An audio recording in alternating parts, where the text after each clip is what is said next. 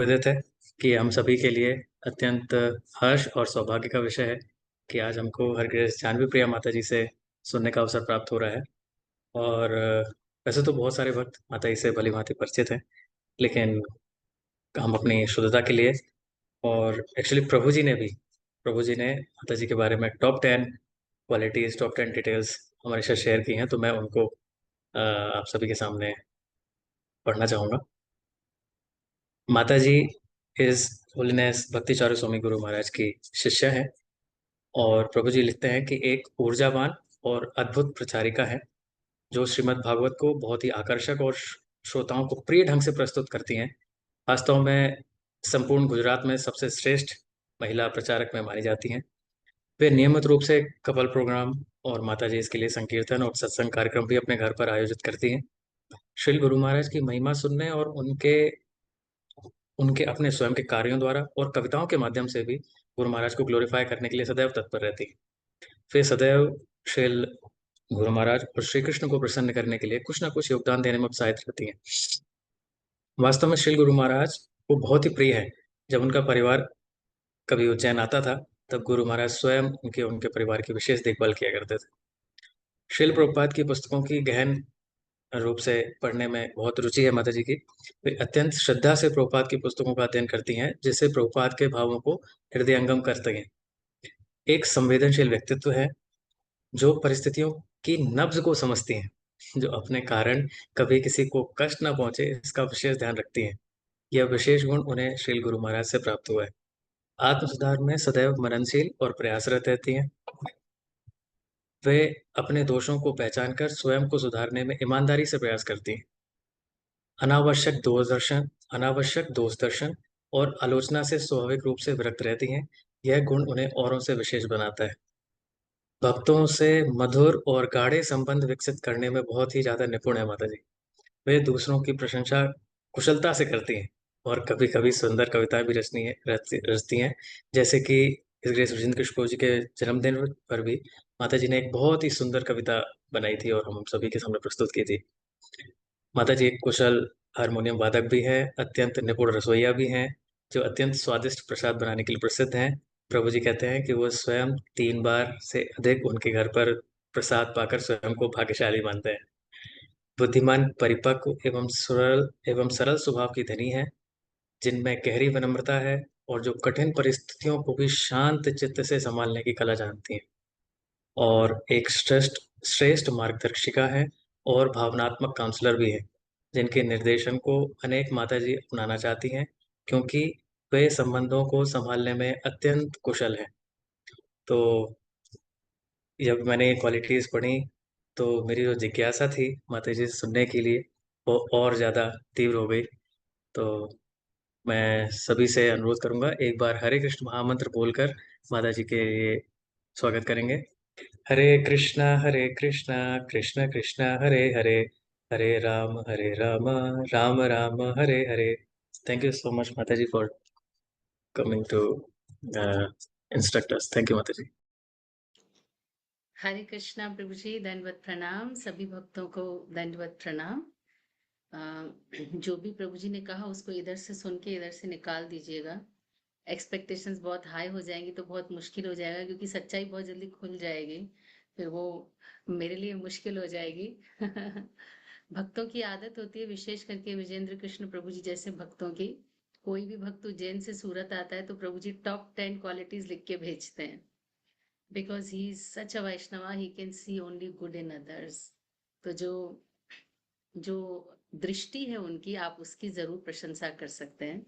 that he can see, even in the darkest region he can see the light. Thank you for inviting me. Sorry, कई बार पहले भी मुझे प्रभु जी ने invite किया, पर सम और अदर कुछ ना कुछ ऐसा कारण बनता रहा कि मैं नहीं आ पाई। और आज मुझे लगा मेरे पास कुछ काम नहीं है, मेरा क्लेविकल बोन फ्रैक्चर हो गया है, जिसकी वजह से आ, मेरे पास एक्चुअली अब घर में कोई काम नहीं है। बैठूं, सुनूं, पढ़ूं, जो करूं मेरी मर्जी है, इसलिए I am free. So just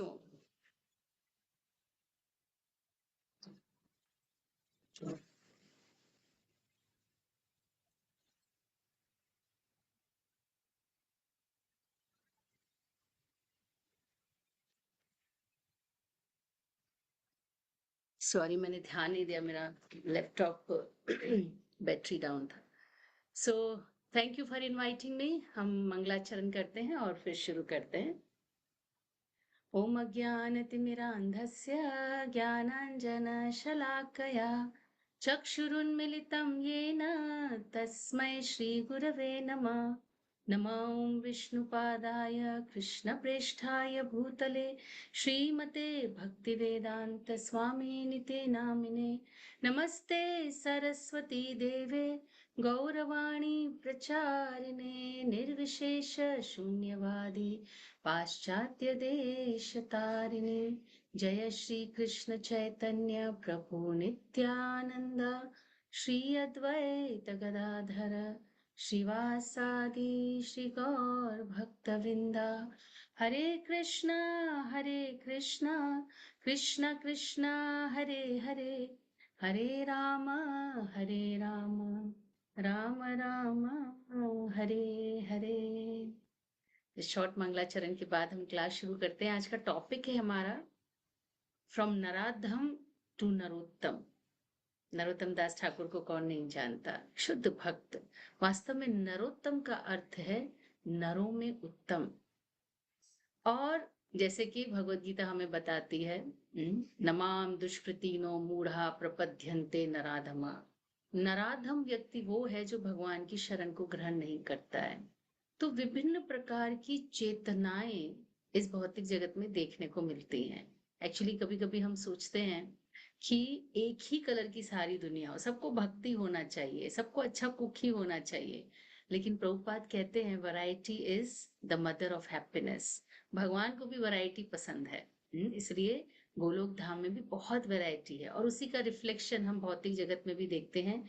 बहुत सारी वैरायटी है, अलग अलग इच्छाएं हैं और अलग अलग तरह की लोगों की चेतना है। तो ये जो चेतनाओं का रेनबो है, इससे हम आज देखने की कोशिश करेंगे। हमें लगता है कि या तो ब्लैक हो या तो वाइट, लेकिन ब्लैक और वाइट के बीच में बहुत सारे ग्रे शेड्स होते हैं। इसीलिए हमारे शास्त्र कहते हैं कि पापी को भी भगवत भक्ति का अधिकार है। Every Sinner has a chance, has a future, and every Sadhu has a past. एक जो साधु हमें आज दिख रहा है, उसका भी जरूर कुछ ना कुछ पास्ट रहा होगा। और आज हमें जो पापी दिख रहा है, इसका अर्थ नहीं है उसकी दुनिया खत्म हो गई। उसके पास भी जरूर कुछ ना कुछ फ्यूचर, कोई ना कोई चांस है। भगवत भक्ति के द्वार सबके लिए खुले हैं। तो आज हम चेतना के सफर पे चलते हैं और जानने की कोशिश करते हैं कि हम अपनी चेतना को किस प्रकार से, किस ढंग से उन्नति की ओर ले जाएं, ताकि हम भगवान को अच्छे लगे। कौन सी चेतना है जो भगवान को अच्छी लगती है, उसे जानने की कोशिश करें और नराधम से नरोत्तम की आत्मा की इस यात्रा पे चलें और इसे इस मनुष्य जीवन में पूरा करें। क्योंकि यदि इस मनुष्य जन्म में हम चूक गए तो 84 लाख का चक्र एक बार फिर से घूमेगा। वास्तव में अगर मैं आपसे पूछूं, are we spiritual beings on human journey और we are human beings on spiritual journey? क्या लगता है आपको? हम मनुष्य हैं और आध्यात्मिक यात्रा पे निकले हैं, या हम आध्यात्मिक जीव हैं और मनुष्य रूपी जीवन की यात्रा पे निकले हैं? क्या लगता है आपको? What do you think? हम मनुष्य हैं और आध्यात्मिक यात्रा पे हैं, या हम आध्यात्मिक जीव हैं और मनुष्य रूपी जीवन की या मनुष्य यात्रा पे निकले हैं? What do you think? क्या लगता है आपको? माता जी, हम लोग आध्यात्मिक जीव हैं। हम आध्यात्मिक जीव हैं और इस मनुष्य रूपी जीवन की यात्रा पर निकले हैं। वेरी जी। नाइस। हाँ, सो अगर हम अपनी आध्यात्मिक जर्नी को देखें, हमारी जो आत्मा की जर्नी है या आत्मा की जो उम्र है, आत्मा तो अजोपी सन्नव्य आत्मा है, उसका कभी क्षय नहीं होता, कभी मृत्यु, कभी जन्म नहीं होता। तो अगर हम आत्मा की यात्रा में देखें तो ये मनुष्य जन्म बहुत छोटा सा है। बहुत छोटा सा मतलब कितना छोटा? हमारे शास्त्र कहते हैं जब बादल गरजते हैं और बिजली चमकती है ना, जितनी देर के लिए बिजली चमकती है बस उतना ही मनुष्य जीवन मानो। हमारे 100 वर्ष बस उतने से ही हैं, एक बिजली की चमक जितने। तो फिर ये मनुष्य जीवन का सही इस्तेमाल करके हम आत्मा की यात्रा को पूर्ण कर सकते हैं। ये जो फैसिलिटी है ये सिर्फ मनुष्य जीवन में उपलब्ध है, तो इसकी गंभीरता को समझने का प्रयास करना चाहिए। हमारी आत्मा एक यात्रा पे है। कौन सी यात्रा पे? लोअर चेतना से हायर चेतना की यात्रा पे। यदि हम कहीं ऊपर जाना चाहते हैं ना, तो एक एक सीढ़ी चढ़ने का प्रयास करना पड़ता है। लेकिन अगर कोई धक्का दे दे तो बिना प्रयास के ही हम नीचे आ जाते हैं। ठीक उसी प्रकार आत्मा की यात्रा के लिए यदि हम ऊपर जाना चाहते हैं, हमें प्रयास करना होगा।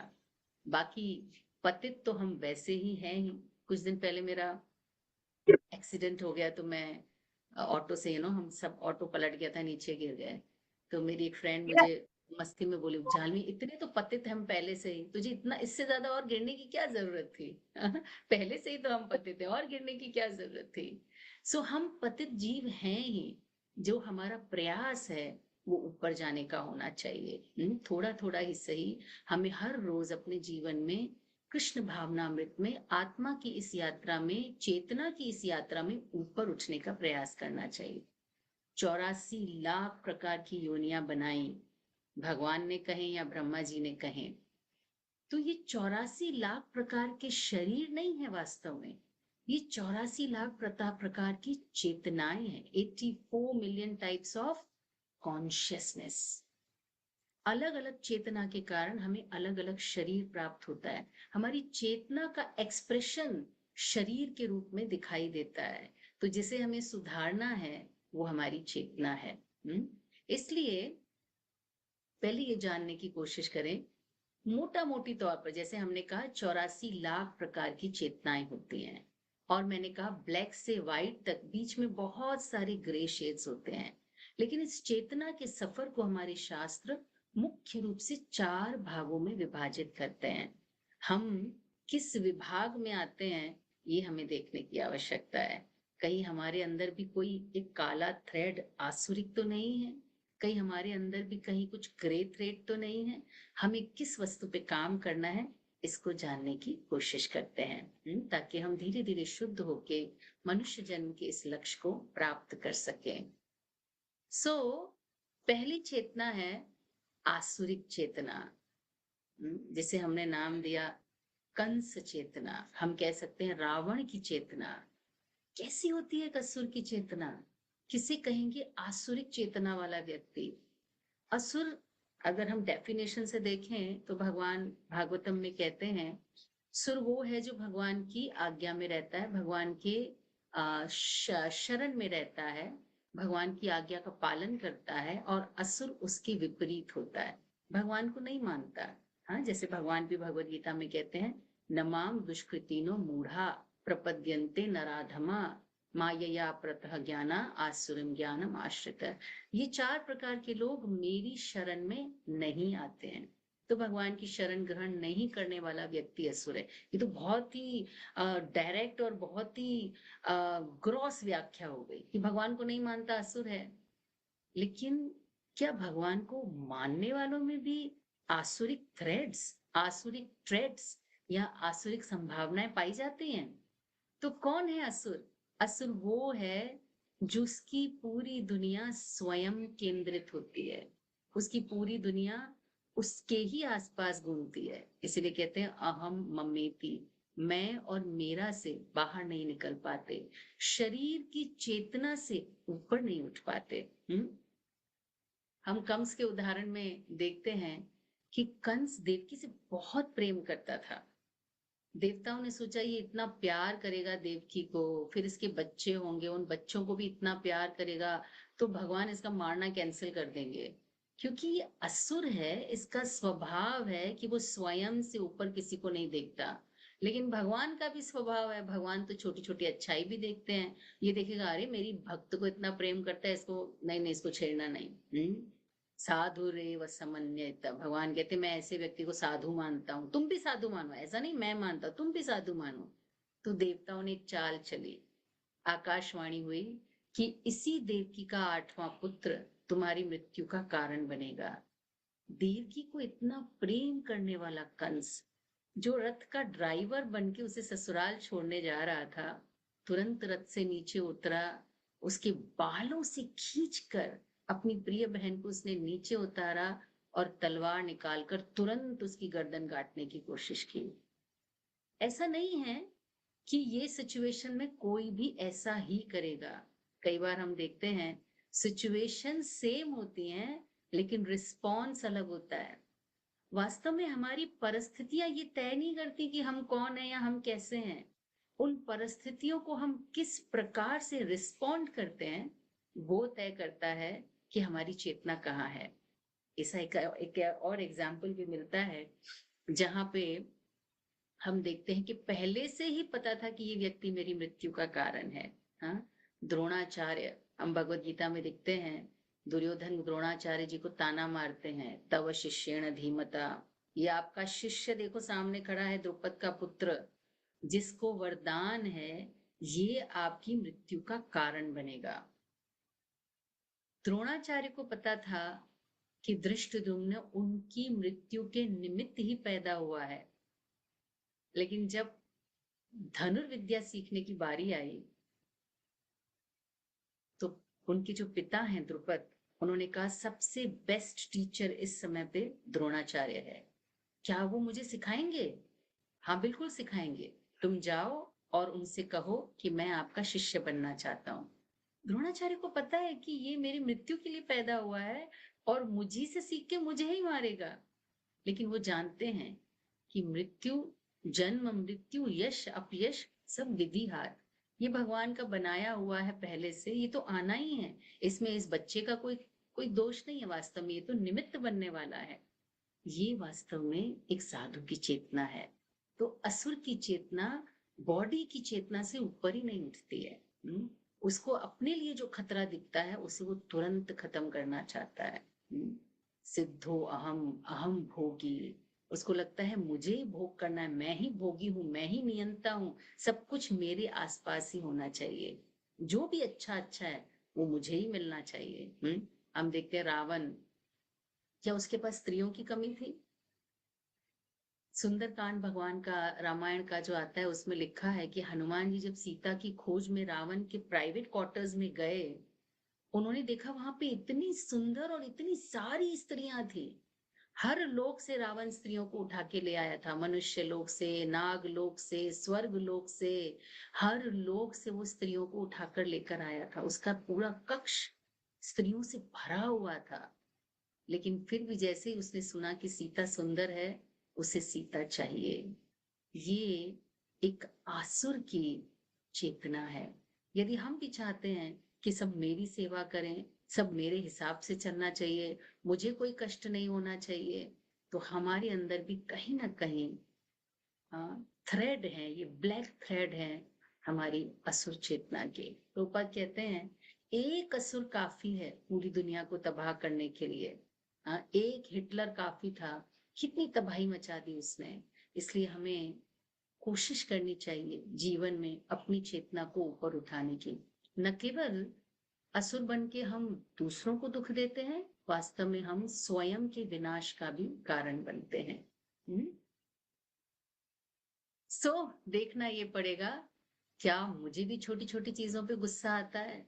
अगर कोई मेरे खिलाफ हो, मुझे भी प्रेयस पसंद है, श्रेयस नहीं। क्या मुझे भी अच्छा नहीं लगता अगर कोई मेरे से ज्यादा आगे बढ़ जाए? मैं ईर्ष्यालु हो जाता हूँ। मैं डिजर्व करूं ना करूं, मुझे लगता है मिलना तो मुझे ही चाहिए। तो यदि ऐसा है तो हमारी चेतना आसुरी, अरे क्या प्रॉब्लम है? मुझे एक माता जी ने बोला, माता जी क्या प्रॉब्लम है? अगर व्यक्ति अपने बारे में सोचता है तो इसमें प्रॉब्लम क्या है? अगर हम अपने शरीर को खुश करना चाहते हैं, अपने मन को खुश करना चाहते हैं, तो उसमें प्रॉब्लम क्या है? वास्तव में मन और तन के सुख के लिए अलग अलग योनियां और अलग अलग चेतनाएं तो पहले से ही हैं। मनुष्य योनि हमारे मन और हमारी इंद्रियों के सुख के लिए नहीं है, हमारे मन और इंद्रियों के त्राण के लिए है। उनको अल्टीमेट गोल प्राप्त हो इसके लिए है। अगर हम उसी में रह गए तो we are not better than animals. आहार निद्रा भय मैथुन समान एतत् पशु भी नराना, ये तो पशुओं में भी है। यदि हम भी यही करते रहे तो फिर हम में और उनमें कोई अंतर नहीं। हमारा गोल भी वही रहेगा जो उनका है, खाना पीना सोना, बच्चे पैदा करना। हम देखते हैं दधी जी के पास में इंद्र आए, कहते हैं कि आपकी हड्डियों का दान चाहिए। आप सोचिए किसी से जाके आप कह रहे हैं क्योंकि मुझे राजा बनना है, आप मर जाइए। हड्डियों का दान मतलब मृत्यु को प्राप्त करना। तो दधी जी सोचते हैं शरीर को तो कभी ना कभी खत्म होना ही है, किसी का भला होता है तो करके मरते हैं। ये चेतना वास्तव में सेम परिस्थितियों में अलग रिस्पॉन्स है। सो ठीक है, हम बहुत बड़े साधु नहीं बन सकते, पर कम से कम हम कोशिश कर सकते हैं कि हम आसुरी ट्रेट्स जो है हमारे अंदर, उनको हम प्यूरिफाई कर सकें। 3 जो डिग्री की कवरिंग होती है हमारी चेतना पे, आपने पढ़ा ही होगा भगवत गीता 3.36 में भगवान लिखते हैं कि चेतना के ऊपर धुआं होता है। किसका धुआं होता है? एक तो होता है मिरर के ऊपर धूल के समान, दूसरा होता है अग्नि जो धुएं से ढकी है, और तीसरा होता है शिशु जो माँ के गर्भ से ढका है। तो जो जितनी हमारी चेतना के ऊपर कवरिंग थिक होती है, उतनी ही हमारी जो चेतना है वो शरीर में होती है, स्वयं में होती है, भोग में होती है, हम उससे ऊपर नहीं उठ पाते। लेकिन कोई पूछे कि ये कवरिंग है किस चीज की, किसने ढका है हमारी चेतना को? क्या आपको पता है हमारी चेतना के ऊपर जो ये कवरिंग है वो किस चीज की है? Anybody knows what is the covering? Hare Krishna माता जी, माया की। माया की, वेरी नाइस। और कुछ? अज्ञानता की माता जी। अज्ञानता की, बहुत अच्छा। और स्वार्थ की माता जी। अहंकार। अहंकार की माता जी। बहुत मन अच्छा। बुद्धि अहंकार। हरे कृष्णा भगवान माता जी, मन कहते हैं, बुद्धि अहंकार। बहुत अच्छा। भगवान भगवत गीता में कहते हैं आवृतम ज्ञानमे तत्त ज्ञानिनो नित्य वैरिणाम। क्या है वो वैरिणाम? जिसने आवृत कर रखा है हमारे, हम तो सच्चित आनंद है, हमारे पास तो स्वतः ही सत्य चित्त और आनंद से हम बने हैं, तो फिर किसने ढक रखा है? भगवान कहते हैं काम ने, लस्ट ने। ये काम का आवरण है जिसने हमारी चेतना को ढका है। और काम की परिभाषा महाप्रभु कृष्णराज कविराज गोस्वामी चैतन्य चरितामृत में देते हैं और कहते हैं निजेंद्रिय प्रीति इच्छा ताहे बोले काम, कृष्णेंद्रिय प्रीति वांछा धरे प्रेम नाम। जब हम स्वयं की इंद्रियों को ही सुखी और संतुष्ट करना चाहते हैं तो इसे काम कहते हैं, और जब हम भगवान की इंद्रियों की प्रसन्नता के लिए काम करते हैं तो इसे प्रेम कहते हैं। इसलिए काम को प्रेम का परवर्टेड रिफ्लेक्शन भी कहा गया हमारे शास्त्रों में। तो आइए देखते हैं दूसरी प्रकार की चेतना किस प्रकार की होती है। सी दिस, क्या हुआ इसे? यस,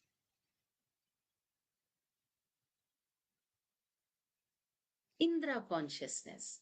हालांकि जितने भी देवी देवता हैं ये भी जीव हैं, और जितने असुर हैं वो भी जीव हैं, और हम मनुष्य भी जीव हैं।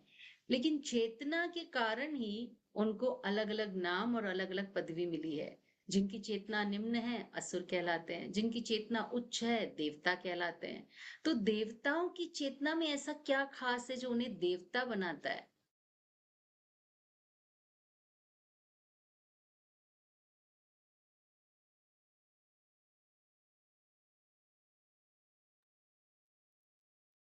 God consciousness.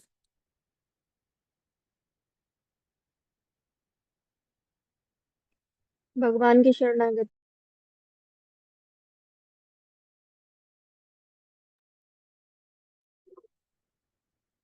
हरे कृष्णा, शायद कुछ इंटरनेट का इशू है, प्लीज वेट।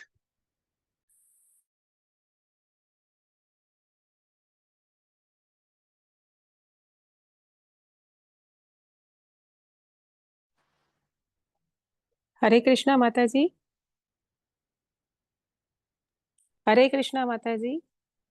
हाँ, हरे कृष्णा माता जी अभी ज्वाइन कर रही हैं दोबारा से। Okay okay.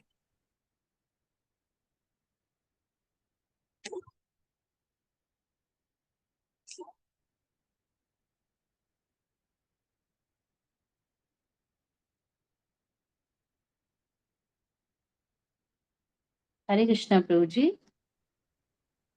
हरे कृष्ण माता जी, शायद कुछ इंटरनेट इशू हुआ हो। I mean, we all are disconnected or just my laptop is disconnected? शायद आपका मोबाइल बस, आपका laptop. Laptop. Okay, then we can continue with mobile. You can't see the pictures, but we can continue with the class. जी माता जी। तो हम देखते हैं कि कयाधु, जब उसको पता चला इंद्र को कि कयाधु के गर्भ में बच्चा है, बहुत गुस्सा हो गया। उसने सोचा कि ऑलरेडी हिरण्यकशिपु इतना कष्ट दे रहा है हमें, इसका पुत्र आएगा तो और कष्ट मिलेगा। इससे अच्छा है इस पुत्र के जन्म लेने से पहले इसे मार देते हैं। देवता है, लेकिन सोचिए एक गर्भस्थ स्त्री को, उसके बच्चे को उसके गर्भ में ही मारने चला है। कितना हीन काम है, एक आसुरिक प्रवृत्ति का काम है। हम देखते हैं रावण को पता चला था कि इसके कुल में कौशल्या और दशरथ के माध्यम से राम आएंगे जो मेरी मृत्यु का कारण बनेंगे। तो आपको बड़ा इंटरेस्टिंग लगेगा सुन के, जब मैंने सुना बड़ा इंटरेस्टिंग लगा कि रावण ने भगवान राम के पैदा होने से पहले दशरथ और कौशल्या की शादी के समय कौशल्या को किडनैप करके उन्हें एक बॉक्स में बंद करके उन्हें नदी में फेंक दिया था ताकि वो मर जाएं। वो रहेंगे ही नहीं तो राम आएंगे कहाँ से? मतलब इतना विश्वास है अपने बाहुबल पे असुरों को, उनको लगता है हम भगवान की विधि को, विधान को बदल सकते हैं। तो यही इंद्र भी करने चले हैं। वो आए हैं और कयाधु को किडनैप करके लेके गए। लेकिन फर्क क्या है असुर और देवता में? जब नारद मुनि ने देखा कि किडनैप करके कयाधु को लेकर आए हैं, उन्होंने आके इंद्र से कहा, अरे इंद्र तुम कैसी गलती कर रहे हो? ये इसके गर्भ में वास्तव में भगवान का बहुत बड़ा भक्त है, कोई असुर नहीं है। तो साधु संतों की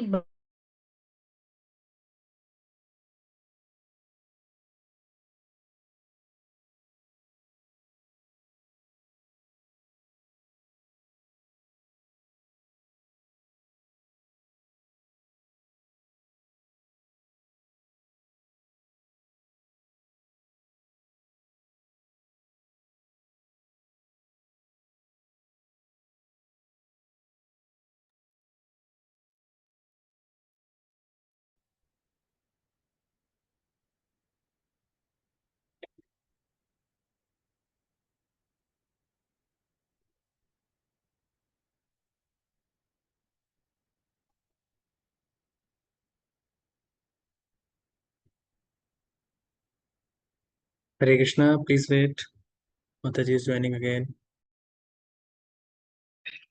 हरे Krishna. Is it my network weak प्रभु और यस माता जी, maybe the internet is weak on your side. Okay, maybe यहाँ पे थोड़ा बारिश हो रहा है उस वजह से होगा। सो हम देखते हैं कि इंद्र जो है वो मान जाता है। तो इस प्रकार से यदि हम भी अपने वरिष्ठों के सानिध्य में रहेंगे तो हम डेफिनेटली जो हमारी आसुरी प्रवृत्तियां हैं जिनसे हम लड़ रहे हैं उनसे हम जीत सकते हैं। तो इस प्रकार से, सॉरी प्रभु जी, कंप्यूटर का ऑडियो शुरू तो हो गया है, but let me see if we can start it.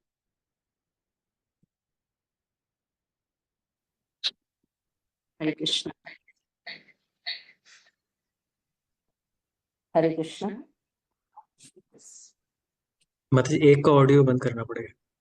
जी प्रभु जी, किया मैंने। अभी इनको तो नहीं आ रहा? आ रहा है माता जी, थोड़ा सा उसका ऑडियो शायद चालू है। ओके, मैं लीव कर देती हूँ उसमें से। यस माता जी।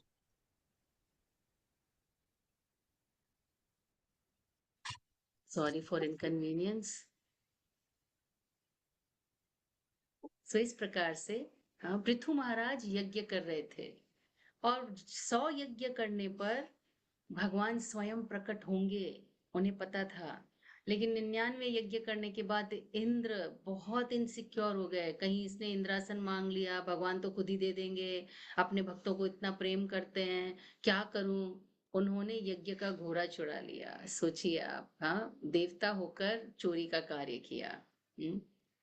तो जब एक बार, दो बार, तीन बार, बार बार यज्ञ का घोड़ा चोरी हुआ तो ब्रह्मा जी ने कहा, पृथु छोड़ो, तुम्हें तो इंद्रासन चाहिए नहीं, तुम रहने दो। आप सोचो सचिन तेंदुलकर से आप कहो कि सामने वाला बॉलर बहुत इनसिक्योर हो रहा है, आप सेंचुरी मत करो, 99 पे ही आउट हो जाओ।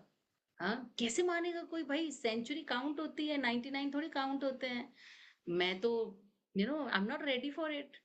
लेकिन पृथु महाराज ने ब्रह्मा जी की बात को अपने सिर पे रखा और उन्होंने यज्ञ नहीं किया, तो उनके लिए भगवान जी ने अपना नियम तोड़ा। 99 यज्ञ करने पर भगवान प्रकट नहीं होते, 100 यज्ञ करने पे प्रकट होते हैं। लेकिन पृथु के लिए भगवान ने नियम को बदल दिया। इंद्र को कान से पकड़ के लेकर आए पृथु के पास। 99 यज्ञ करने के बाद भगवान विष्णु पृथु के सामने प्रकट हुए, उनको गले लगाया और इंद्र को बोला माफी मांगो, चलो माफी मांगो पृथु से। और पृथु ने कहा माँ, भगवान मुझे उनकी माफी नहीं चाहिए, मुझे तो और कुछ भी नहीं चाहिए। लेकिन भगवान ने उन्हें न केवल दर्शन दिया, 4 कुमारों का उन्होंने सानिध्य भी प्राप्त करवाया पृथु को। तो इस प्रकार हम देखते हैं कि हमारे अंदर आसुरी ट्रेट्स तो हैं ही, हमारी चेतना में काम, क्रोध, लोभ, मोह, मद, मात्सर्य है ही। लेकिन यदि हम अपने सीनियर्स के, वैष्णवों के सानिध्य में रहते हैं, उनके इंस्ट्रक्शंस में रहते हैं, तो हम देवत्व को प्राप्त कर सकते हैं। सेम परिस्थितियों में किस प्रकार से एक भक्त रिएक्ट करता है, एक एक असुर रिएक्ट करता है, ये समझना आवश्यक है। So guidance is important in our life. हम देखते हैं बिलम मंगल ठाकुर के जीवन में ये जो गाइडेंस है, उन्होंने उन्हें एक शुद्ध भक्त बना दिया। हम देखते हैं मृगारी के जीवन में प्रॉपर असुर, मार के खुश होने वाला, लेकिन नारद मुनि के छोटे से गाइडेंस ने उन्हें एक अच्छा भक्त बना दिया। हम देखते हैं उंगली माल, उंगलियां काट काट के सबकी और माला बना के पहनता था। सोचिए क्रुएलिटी की कितनी लिमिट हो सकती है। लेकिन एक भक्त का छोटा सा मार्गदर्शन, उन्होंने उसे एक अच्छा भक्त बना दिया। So it is important. क्या भक्त भी ऐसे कार्य करते हैं? हाँ, हम देखते हैं जन्मेजय के जीवन में तक्षक से बदला लेने के लिए उन्होंने सर्प यज्ञ किया, और उस सर्प यज्ञ में सारे लोगों के सर पाकर गिरने लगे और मरने लगे। उन्हें इतना गुस्सा था अपने पिता की मृत्यु का। लेकिन जैसे ही ऋषियों ने आके समझाया कि बेटा देखो, एक सर्प का बदला तुम्हें सब सर्पों से थोड़ी लेना है, तो उन्होंने उसे स्वीकार कर लिया और सर्प यज्ञ बंद कर दिया। ऐसे ही हम देखते हैं ध्रुव के जीवन में यक्ष ने उनके भाई को मार दिया, तो ध्रुव ने सभी यक्षों से बदला लिया। उनके दादाजी आए, मनु प्रकट हुए, उन्होंने बेटा सबसे बदला थोड़ी लिया जाता है, you should not do this.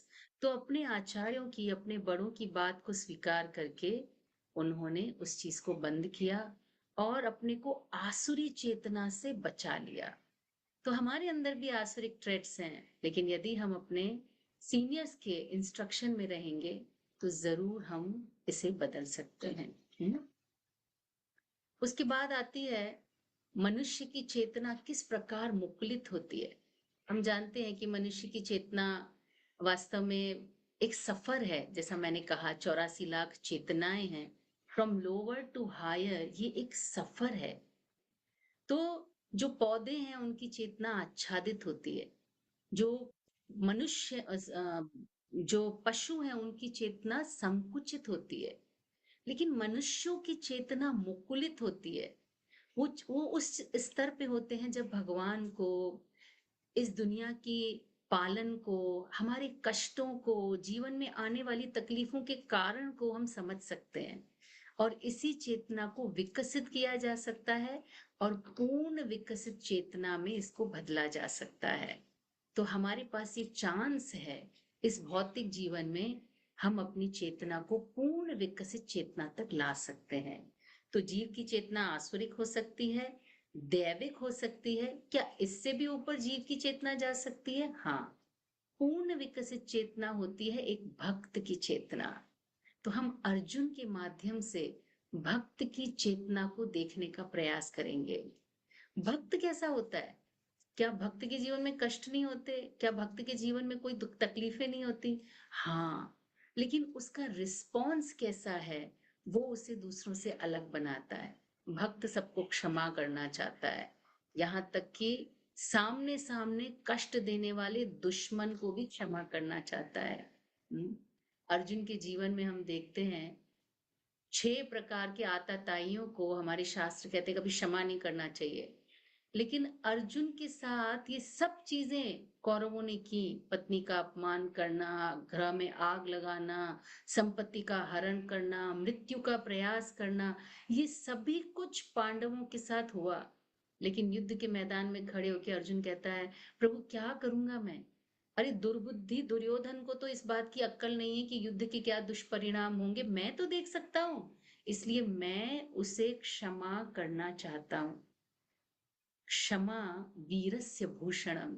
वास्तव में एक बहुत वीर व्यक्ति ही किसी को क्षमा कर सकता है। क्षमा करने के लिए बहुत बड़ा हृदय और बहुत बड़ा साहस चाहिए। हम आसानी से क्षमा नहीं कर पाते, लेकिन हम देखते हैं कि अर्जुन के जीवन में क्षमा है। तो क्या हमारे जीवन में भी क्षमा है? हमारे जीवन में भी कंपैशन है? हम एक कहानी पढ़ते ना, एक साधु एक बिच्छू को पानी से बाहर निकल रहा था, तो बिच्छू बार बार डंक मार रहा था, बार बार गिर जाता था। किसी ने बोला साधु से, क्या कर रहे हैं, ये बार बार डंक मारे, मरने दीजिए इसको।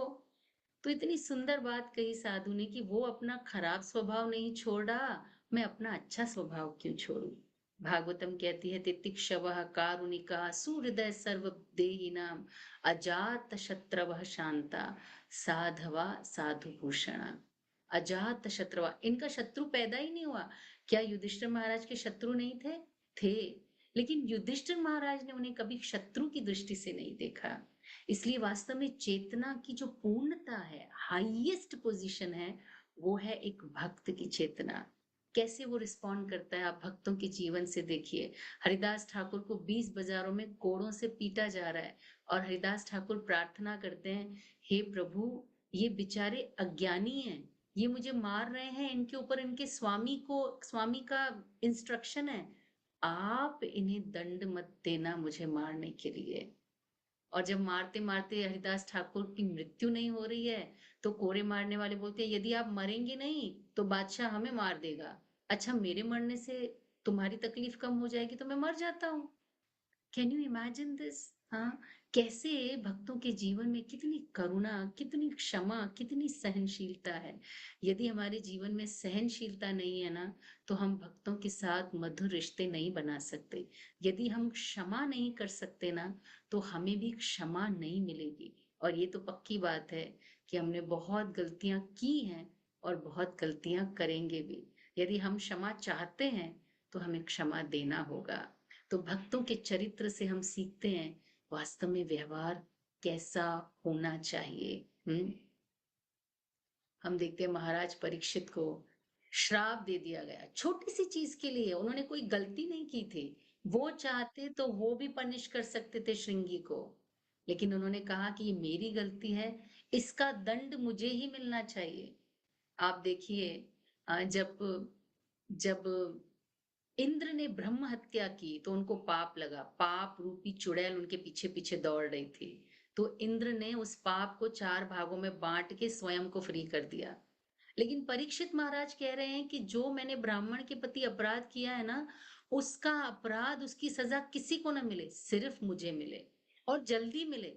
मेरे परिवार को या अन्य किसी भी व्यक्ति को उसके प्रति कोई उसको सजा ना मिले। ये एक भक्त की चेतना है। महाराज अम्बरीश ने एक घूंट पानी पी लिया, दुर्वासा मुनि इतने ऑफेंड हो गए, उन्होंने उनको मारने के लिए एक राक्षसी को प्रकट किया। लेकिन जब पूरी वैकुंठ से भी घूम के जब वो वापस अम्बरीश के पास आए, अम्बरीश हाथ जोड़ के खड़े हैं कि मुझे मेरे अपराध के लिए क्षमा कर दीजिए। वास्तव में अम्बरीश ने कोई अपराध नहीं किया, लेकिन ये भक्त की चेतना है। हाँ?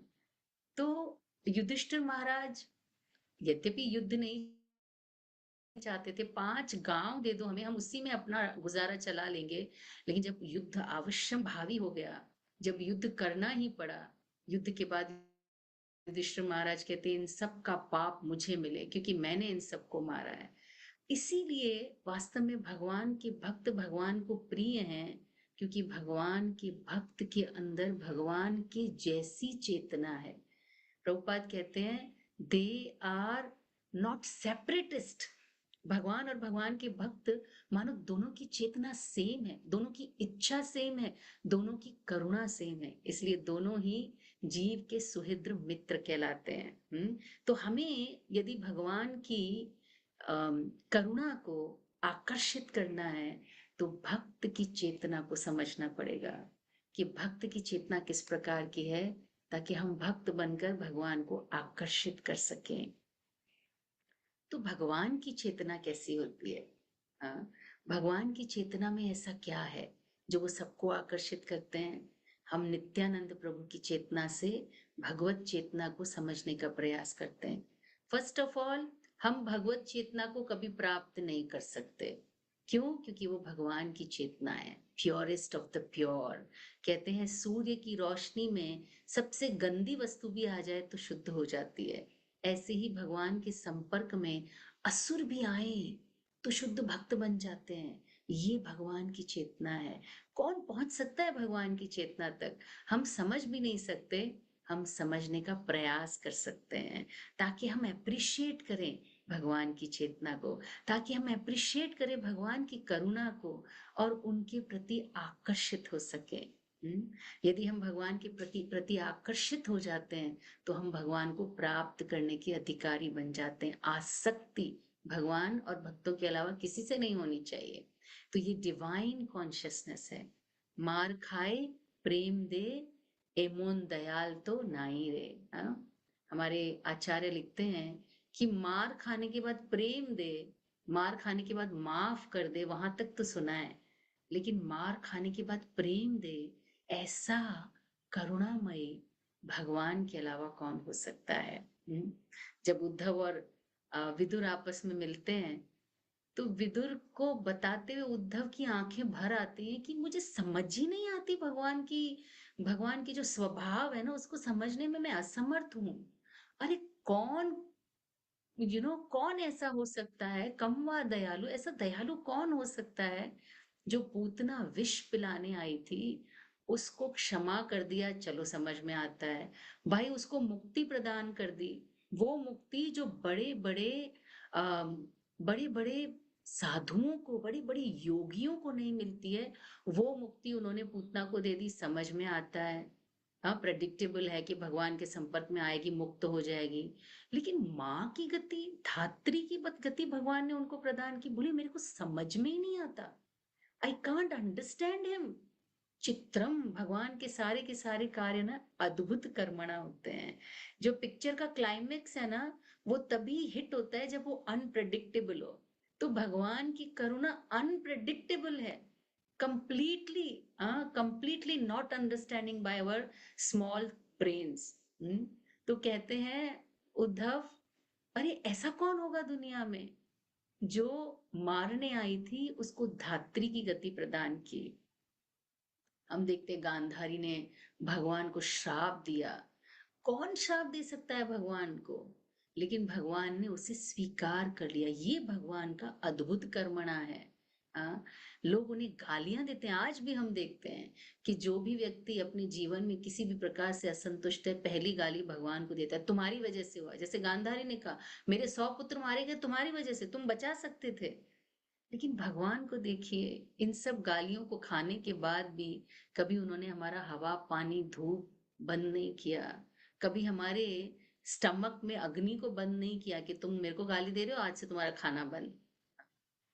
जगाई ने हिट किया नित्यानंद प्रभु को, और उसी जगाई की मुक्ति के लिए, भक्ति के लिए, प्रेम प्राप्ति के लिए वही नित्यानंद भगवान के चरणों में गिर के कहते हैं कि प्लीज इसको कृष्ण प्रेम दो। इसको कौन समझ सकता है? ये इतना अद्भुत है, इसे समझना बहुत मुश्किल है। इसी से हम भगवान की भगवत्ता को वास्तव में अप्रिशिएट कर सकते हैं। कहते हैं जब राम जी सीता के साथ में बहुत ही प्राइवेटली बैठे थे, लक्ष्मण भी बाहर थे और सीता और राम बहुत ही प्राइवेटली बैठे थे, आपस में कुछ बात कर रहे थे। भगवान राम माँ सीता के बालों को बना रहे थे और उसमें फूल लगा रहे थे। इतने में हम जानते कौवा बन के इंद्र का पुत्र जयंत उसने देखा और उसने सोचा कैसा भगवान है, स्त्री से इतना आसक्त है, कैसा भगवान है ये। ही वॉन्टेड टू चेक हाँ, देखिए भगवान के कार्य कभी कभी इतने मोह दिलाने वाले होते हैं कि बड़े बड़े देवता भी दिमाग घूम जाता है। ब्रह्मा जी के 4 सर घूम जाते हैं कि ये भगवान है कि नहीं है, इतने सरल कैसे हो सकते हैं, इतने मधुर कैसे हो सकते, इतने सिंपल कैसे हो सकते हैं। तो जयंत ने अपनी चोंच मारी माँ सीता के पैर पे, खून निकलने लगा, भगवान को बड़ा क्रोध आया। धनुष और बाण तो अंदर रखा था because he was sitting very in a very romantic mood with mother Sita. उन्होंने पास में पड़ा हुआ तिनका उठाया, उसे अभिमंत्रित, भगवान को तो अभिमंत्रित करने की भी जरूरत नहीं है, ऑर्डर ही करना है। तिनके को ऑर्डर किया और वो तिनका तीनों लोकों में जयंत का पीछा कर रहा है, कहीं जगह नहीं मिल रही उसे। शिव जी बोल रहे हैं तुम प्लीज कैलाश के अंदर तो आना मत ब्रह्मास्त्र लेके, कहीं ये मिसाइल यहाँ ना फूट जाए, मेरा कैलाश उड़ जाएगा, तुम बाहर से ही बाहर जाओ, अंदर भी मत आना।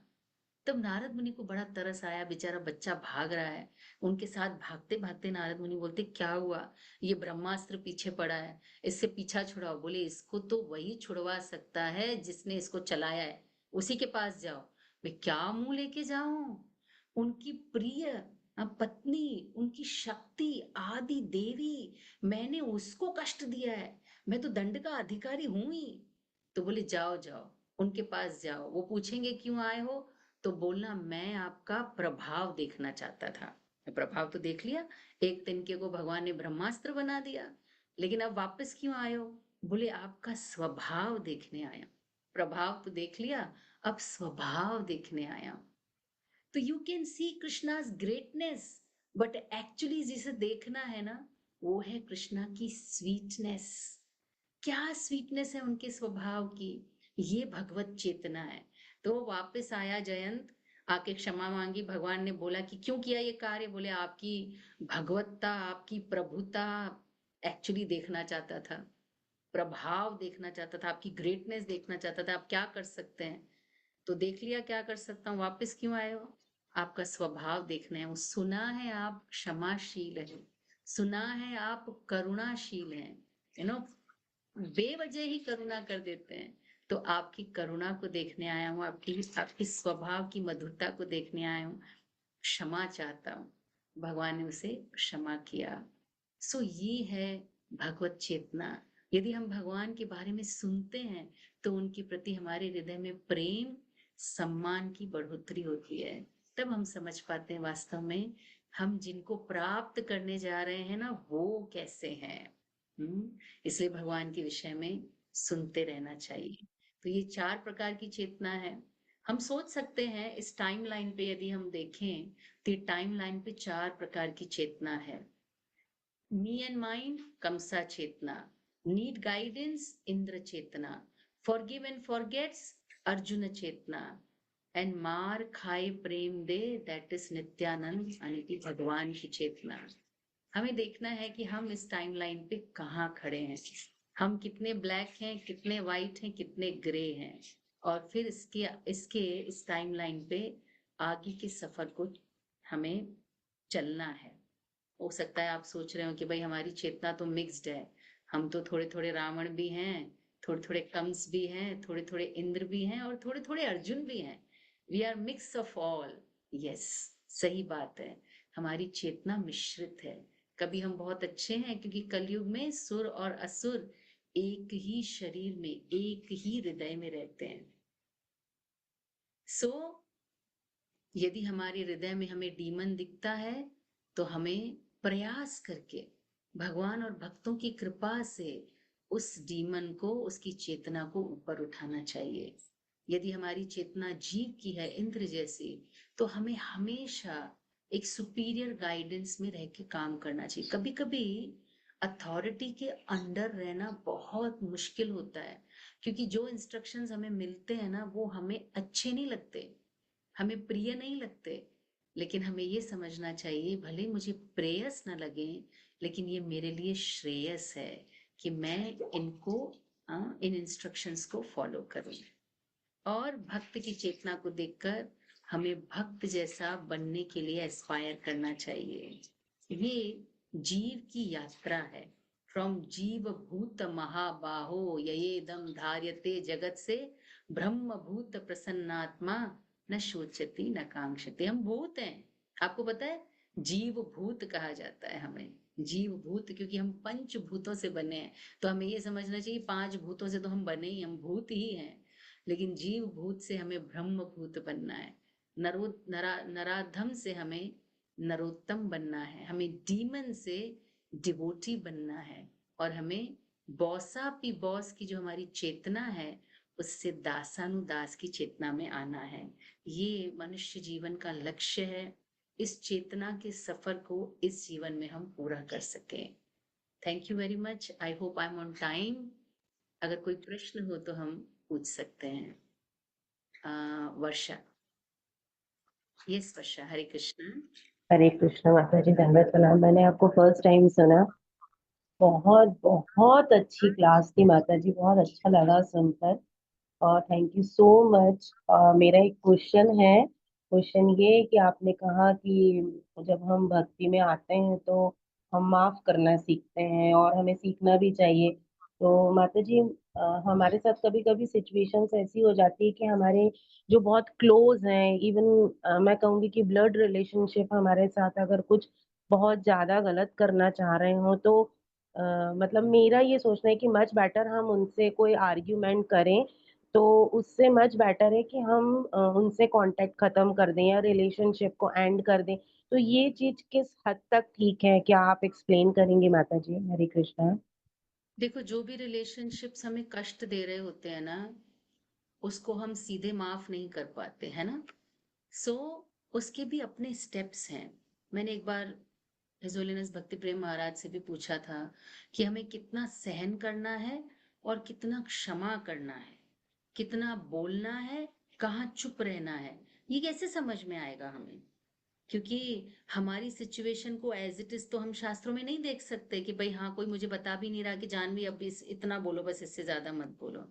बहुत अच्छी बात बोली महाराज ने, जो मैं हमेशा याद रखती हूँ। उन्होंने कहा कि हमारे हृदय की शुद्धता हमें गाइड करती है। यदि हमारे हृदय में बदले की भावना आ रही है, इसका मतलब है हृदय अभी भी शुद्ध नहीं है।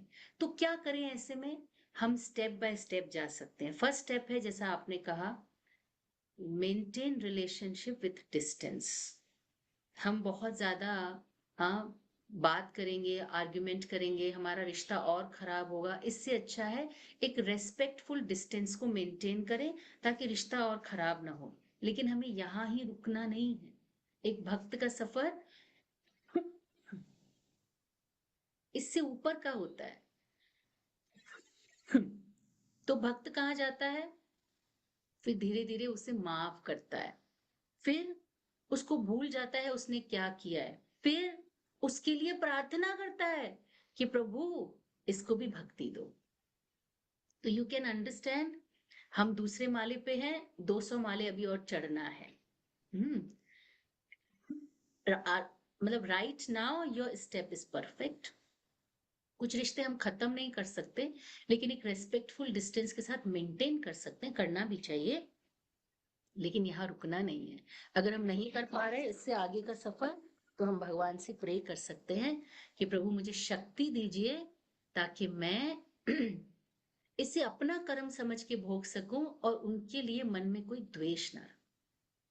That will help you to grow in Krishna consciousness. मुझे किसी ने बोला, मेरे को याद है हम लोग किसी के साथ में जा रहे थे, सार्वभौम प्रभु जी थे साथ में। उन्होंने बोला, इस व्यक्ति ने मेरे लिए बहुत बुरा किया है, मेरा मन करता है कि मैं इसके ऊपर केस कर दूं, मेरे पास बंदूक होती तो उसको गोली से उड़ा देता। आपका क्या कहना है इसके बारे में? तो उन्होंने कहा, मेरा ये कहना है कि आप भगवान से उसके लिए प्रार्थना करो कि वो अच्छा भक्त बन जाए। वो बहुत ऑफेंड हो गया, बहुत। उसने बोला कि मैं उसके लिए प्रार्थना करूं कि उसको भक्ति मिले, जीवन का हाईएस्ट गोल मिले। उन्होंने बोला, जिस दिन वो भक्त बन जाएगा ना, उस दिन आपके पैर पकड़ के आपसे माफी मांगेगा, अन्यथा ये दुश्मनी वो दूसरे जन्म में भी लेके जाएगा। You understand? इसमें हमारा अपना भला है। यस।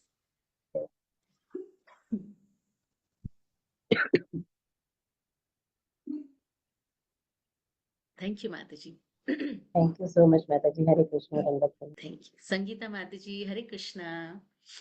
हरे कृष्ण माता जी, दंडवत प्रणाम। यस माता जी। सॉरी सॉरी माता जी, आपकी क्लास तो बहुत अच्छी थी, पर मेरी थोड़ी सी छूट गई शुरू की, क्योंकि मतलब ऐसी कंडीशन बनी फैमिली में कि मैं मतलब मैं वीडियो ऑन ही नहीं कर सकी। पर क्लास आपकी बहुत अच्छी थी, मैं रिकॉर्डिंग सुनूंगी। मेरे माइंड में अक्सर एक क्वेश्चन आता है माता जी, हो सकता है सबको हंसी आए उसको सुन के, और मेरे दिमाग में एक क्वेश्चन आता है माता जी कि हिरण्यकशिपु के 4 पुत्र थे माता जी, पहला तो सबसे छोटा था, और ये 3 बेटे जब हुए तब इंद्र को क्यों नहीं दिमाग में आया कि भाई इसके कायदु के गर्भ में कोई असुर पैदा होगा और हमें मार सकेगा। सिर्फ प्रहलाद के लिए एक्चुअली क्यों उन्होंने ऐसा उसका एक कारण ये भी है कि जब कयादु प्रेग्नेंट थी ना, उस समय हिरण्यकशिपु तपस्या के लिए गया था। तो हिरण्यकशिपु की प्रेजेंस में तो वो नहीं उठा सकते थे कयादु को। इतना स्ट्रॉन्ग डीमन था कि आंख ऊपर करता था तो देवता डर जाते थे कि इसका आईब्रो ऊपर हो गया है, अब पता नहीं वो क्या करने वाला है। जैसे कोई बॉस होता है ना, उसकी आंखों में ऐसे तिरछापन आता है तो सब डर जाते हैं, आज बॉस का मूड अच्छा नहीं है। सूर्य आके बोलता था क्या हुआ, थोड़ा सनलाइट ज्यादा लग रहा है क्या, रेगुलेटर थोड़ा कम करूं, आपको धूप लग रही है क्या। इतना डरते थे देवता उनसे कि कैसे हाथ लगा सकते थे कयादु को। 60,000 साल के लिए तपस्या के लिए चले गए तो उन्हें मौका मिल गया कि कम से कम एक डीमन को तो मार देते हैं। तो उसका उन्होंने एक फायदा उठाया और उस समय पे वो कयाधु को किडनैप करके लेके गए, क्योंकि प्रेजेंट है। और नारद मुनि ने कहा भी कि एक स्त्री को तुम अपहरण करके ले जा रहे हो उसके पति के एब्सेंस में, तो ये तो कंप्लीटली डिमोनिक कार्य है, रावण ने किया था। राम के एब्सेंस में वो सीता को उठा के ले गया, तो ये तो आसुरिक काम है, तुम कैसे कर सकते हो ऐसा काम। तो बस उन्होंने एक मौका देख लिया और कुछ नहीं माता जी। थैंक यू माता जी इतना अच्छा आंसर देने के लिए। बहुत अच्छी क्लास थी माता जी आपकी। थैंक यू माता जी, थैंक यू। माता जी आपकी क्लास चलती होगी ना सूरत में, कभी हाँ प्रभु लिंक जी, माता जी भेजिएगा। सूरत में तो होती है, ऑनलाइन नहीं होती। मैं सूरत में हमारे यहाँ भगवत गीता की क्लास चलती है। जी माता जी, थैंक यू माता जी। थैंक यू माता जी, thank you so much. We have to raised up. Himanshu प्रभु जी, अगर टाइम हो गया, आपने इसके लिए हाथ उठाया तो वी कैन फिनिश। माता जी, प्रभु जी is the line. Oh my god, Hare Krishna प्रभु जी, दंडवत प्रणाम। हरे कृष्ण। हरे कृष्ण प्रभु जी, दंडवत प्रणाम। हरे कृष्ण। प्रणाम। हो गई ना एकादशी के दिन बाद एकदम ऑस्ट्रेलिया एकादशी हो गई। तरफ जा रहा हूँ। तो आपकी बहुत ही बढ़िया क्लास थी आपकी। किसी भी एक if I am not wrong प्रभु जी, आपकी आवाज नहीं आ रही, बाकियों को आ रही है क्या? शायद मेरा नेटवर्क वीक है। एक्चुअली प्रभु जी ट्रेन में है, प्रभु जी छतरपुर आ रहे हैं और ट्रेन 6 घंटे लेट है, तो शायद वैसा कुछ प्रभु जी बताना चाह रहे थे, और वो इसी वजह से शायद इंटरनेट बहुत ज़्यादा वीक है, तो आवाज नहीं आ पा रही है। हाँ, शायद देखिए लेफ्ट भी हो गए। सो माता जी, I was raising my hand कि पहले तो मुझे आपसे क्षमा मांगनी चाहिए कि मुझे मालूम नहीं था कि आपका ऐसा एक्सीडेंट हुआ है and you are in so much this situation. तो और मतलब I am little but very much surprised also कि इतने पेन में होने के बावजूद भी इस सिचुएशन में भी आपने और इतने कम टाइम में हमारी रिक्वेस्ट को एक्सेप्ट किया। So I sincerely seek forgiveness from you. No, प्रभु जी, and not at second all. Thing And second thing is, thank you so much, Mataji, for such a wonderful session. It's like कि हमारे दिमाग में ना typewriter जैसा type हो रहा था, आप बोल रहे थे, और हमको फील हो रहा था कि ना, yeah, this is the standard that we should follow. So thank you so much, Mataji, for such a Thank wonderful you. session. Thank you, Prabhuji. Thank you. We have one more hand raised up. If you say we can take Rohini Mataji. Yes, Mataji. हरे कृष्ण माता जी, प्रणाम। माता जी, हरे जैसे कृष्ण। वर्षा माता जी का प्रश्न था, उसी से मतलब आगे का मेरा, जैसे माता जी आपने बताया कि जो दुश्मनी है तो आगे लेके जाते हैं। तो जैसे माता जी हमारी कभी कभी ऐसा रहता है कि हम गलत नहीं करते और सामने वाले को लगता है कि हमने गलत किया है। जैसे आज ये मतलब ऐसा होता है, कभी कभी हम प्रचार करते हैं, किसी का दिमाग अगर चेंज हो जाता तो लोग बोलते हैं इनने कुछ कर दिया, मतलब कुछ ब्रेन वॉश कर दिया, या कुछ खिला पिला दिया, प्रसाद प्रसाद बोल के खिला के अब देखो ये भक्त बन गया या भक्त बन गई। तो इसमें तो माता जी हमारी गलती भी नहीं रहती। देखो, कई बार हम जीवन में जो भोग रहे होते हैं ना, हमें ऐसा लगता है कि हमारी कोई गलती नहीं है। कई बार क्या, मैक्सिमम टाइम, इसलिए हम कई बार विक्टिम कार्ड भी खेलते हैं ना, कि मेरी तो कोई गलती नहीं है, सामने वाले की गलती है। और कई बार दिखाई भी देती है सामने वाले की गलती है। लेकिन एक चीज को तो हमें हमेशा समझना पड़ेगा कि हमारे जीवन में जो भी हो रहा है ना, सुनियोजित ढंग से देवताओं की दृष्टि में हमारे कर्मों के अनुसार हो रहा है। और इन कर्मों के जो फल जब हमें मिलते हैं ना, तो हम या तो रिएक्ट कर सकते हैं या रिस्पॉन्ड कर सकते हैं। जब हम रिएक्ट करते हैं ना, तो उस कर्म के बदले में हम एक नया कर्म बना रहे होते हैं। जैसे किसी ने मुझे थप्पड़ मारी, मुझे पता ही नहीं उसने मुझे थप्पड़ क्यों मारी। जब उसने थप्पड़ मारी तो मेरे पास दो ऑप्शन है, एक तो ठैक करके दूसरा थप्पड़ उसको दो, एक क्यों दो मारो, उसने मुझे क्यों मारा। और यहाँ फिर थोड़ा पॉज ले लो, उससे पूछो भाई तूने थप्पड़ क्यों मारी, क्या दिक्कत हो गई, हम बैठ के बात कर सकते हैं क्या इस बारे में। अगर उसकी गलती है तो वो माफ कर दे, अगर हमें लगता है कि नहीं कैरी कर सकते तो हम डिस्टेंस मेंटेन कर लें। तो रिस्पॉन्ड करने के लिए हमें थोड़ा सा पॉज लेना पड़ता है, लेकिन रिएक्ट हम तुरंत कर देते हैं। तो रिएक्शन से हम नए कर्म पैदा करते हैं। Every action has equal and opposite reaction, ये लॉ है, तो आपके जीवन में जो भी हो रहा है, फर्स्ट ऑफ ऑल ये कोई एक्सीडेंटल नहीं है, ये कोई बेवजह नहीं है। कोई ना कोई कुछ ना कुछ हम करके आए हैं, उसी की वजह से हम फेस कर रहे हैं। लेकिन अगर आप रिएक्ट करने की जगह थोड़ा सा पॉज लेके रिस्पॉन्ड करते हैं ना इसको, तो आप इन रिएक्शंस को काट सकते हैं। और इसी जीवन में मैंने तो अपने आंखों के सामने देखा है, इसी जीवन में जो लोग आपको बहुत कंडेम करते हैं, क्रिटिसाइज करते हैं, मना करते हैं, विद्रोह करते हैं, वही लोग आपको रेस्पेक्ट भी करेंगे, एक्सेप्ट भी करेंगे। But you have to be little thoughtful. भक्ति का मतलब भी है अ पर्सन बिकम्स थॉटफुल। अभी अर्जुन के हाथ में गांडीव है, इतने सारे वरदान हैं, कृष्ण उनका रथ चला रहे हैं, उनके लिए जीतना संभव था। लेकिन फिर भी वो सोच रहे हैं पॉज लेके कि प्रभु ये सब इकट्ठा तो कर लिया है, इसका रिजल्ट ये होने वाला है, युद्ध करना चाहिए कि नहीं। अरे 12 साल से इंतजार कर रहे थे युद्ध का। युद्ध करने के लिए ही तो आए हो अर्जुन, तुम कुरुक्षेत्र में क्या दिमाग लगा रहे हो, युद्ध करो। लेकिन अर्जुन पूछता है, हाँ, अश्वत्थामा ने 5 पुत्र देव द्रौपदी के मार दिए सोते हुए, और बोल दिया था अर्जुन ने कि मैं गला काट के लाऊंगा अभी अश्वत्थामा का, लेकिन गला नहीं काटा, पकड़ के लेके आया। कृष्ण बोल रहे हैं उसको, भगवान भड़का रहे हैं उसको, तूने तो द्रौपदी को बोला था गला काट के लेके आऊंगा, तो गला काटना है इसका, इसको पकड़ के क्यों लेके जा रहा है, गला काट इसका अभी। कुछ नहीं बोल रहे Arjun, he is taking a pause.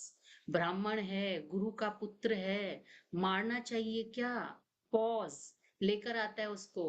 और पांडव आपस में लड़ रहे हैं, भीम बोल रहा है मारना है, द्रौपदी बोल रही है नहीं मारना है। ये पॉज लिया क्योंकि रिस्पॉन्ड करना था, रिएक्ट नहीं करना था। सो हमारे जीवन में ऐसी बहुत सी सिचुएशंस तो आएंगी। हम भौतिक जगत में, वेलकम टू माया, आपको बार बार ये याद दिलाया जाएगा कि आप भौतिक जगत में दुखालय में हैं। आप गाड़ी सही भी चला रहे होंगे तो दूसरा आके ठोक देगा। देखो, मैं ऑटो में बैठी थी, ऑटो ही पलट गया, मैं सोच रही थी मेरी क्या गलती थी इसमें।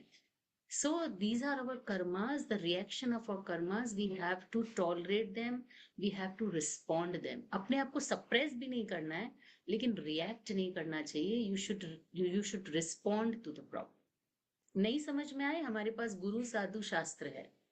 यदि हम अपना हृदय निर्मल करने लगेंगे तो शास्त्र और गुरु से हमें इंस्ट्रक्शन मिलने लगेगा कि इस परिस्थिति को हम कैसे स्वीकार करें। I hope it works for you माता जी। जी माता जी, थैंक यू माता जी। प्रभु जी, I शायद think प्रभु जी। yes. हरे हरे कृष्णा माता जी, एम आई ऑडिबल? यस प्रभु जी, नाउ यू आर ऑडिबल। क्योंकि मैंने अभी वीडियो ऑफ कर दिया, नहीं तो बैंडविड्थ ज्यादा लग जाती है उसमें। Engineers mind. एक्चुअली मतलब मेरे को तो मैक्सिमम 90% ऑफ द क्लास सुनाई थी। मैं ट्रेन में ट्रैवल कर रहा हूँ, मेरी ट्रेन 6 घंटे लेट हो गई है, असल में छतरपुर जाना था। पर आपकी आपकी आपकी क्लास तो मुझे पूरी समझ में आ गई। 90% class I could attend even in this train connection, and it was such an amazing class. मैं तो अपनी किसी भी एक क्लास में इतने सारे शास्त्र एग्जाम्पल आज तक कभी कोट नहीं किया जितने आपने आज किए। दैट इज योर ग्रेटनेस प्रभु जी, आपकी क्लास तो अमेजिंग ही होती है। कोई उसका कोई कंपैरिजन नहीं है, but thank you for your encouraging words प्रभु जी, थैंक यू सो मच। ना ना, आपने इतने शॉर्ट नोटिस में इनविटेशन भी स्वीकार किया और इतनी बढ़िया क्लास दी, क्या ही बताऊं। Thank you so much. Thank you प्रभु जी, thank you so much, thank you so much.